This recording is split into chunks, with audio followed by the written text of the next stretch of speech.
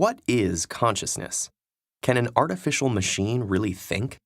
Does the mind just consist of neurons in the brain, or is there some intangible spark at its core?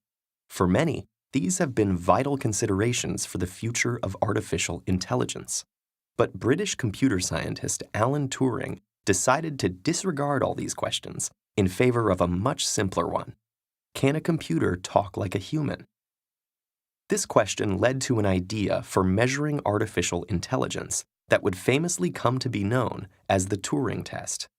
In the 1950 paper, Computing Machinery and Intelligence, Turing proposed the following game.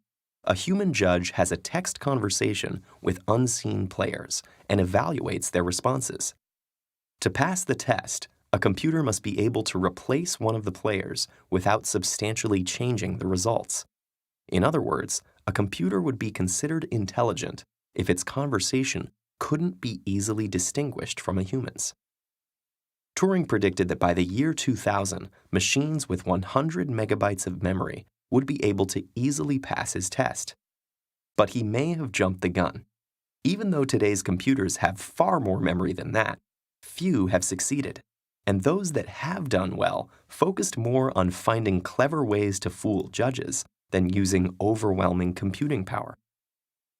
Though it was never subjected to a real test, the first program with some claim to success was called ELIZA. With only a fairly short and simple script, it managed to mislead many people by mimicking a psychologist, encouraging them to talk more and reflecting their own questions back at them. Another early script, Perry, took the opposite approach by imitating a paranoid schizophrenic who kept steering the conversation back to his own pre-programmed obsessions. Their success in fooling people highlighted one weakness of the test. Humans regularly attribute intelligence to a whole range of things that are not actually intelligent.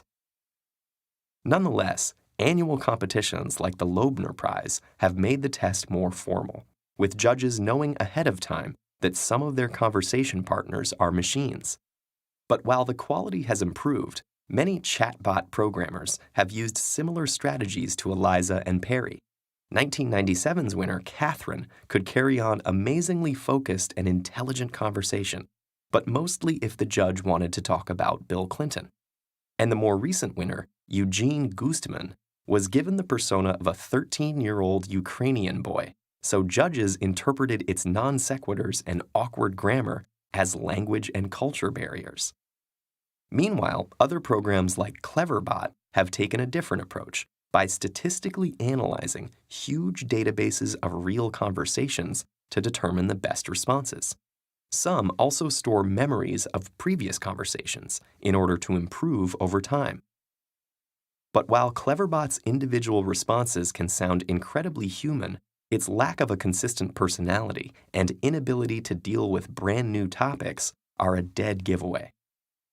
Who in Turing's day could have predicted that today's computers would be able to pilot spacecraft, perform delicate surgeries, and solve massive equations, but still struggle with the most basic small talk?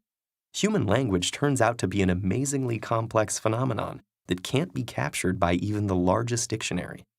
Chatbots can be baffled by simple pauses like, or questions with no correct answer. And a simple conversational sentence like, I took the juice out of the fridge and gave it to him, but forgot to check the date, requires a wealth of underlying knowledge and intuition to parse. It turns out that simulating a human conversation takes more than just increasing memory and processing power. And as we get closer to Turing's goal, we may have to deal with all those big questions about consciousness after all.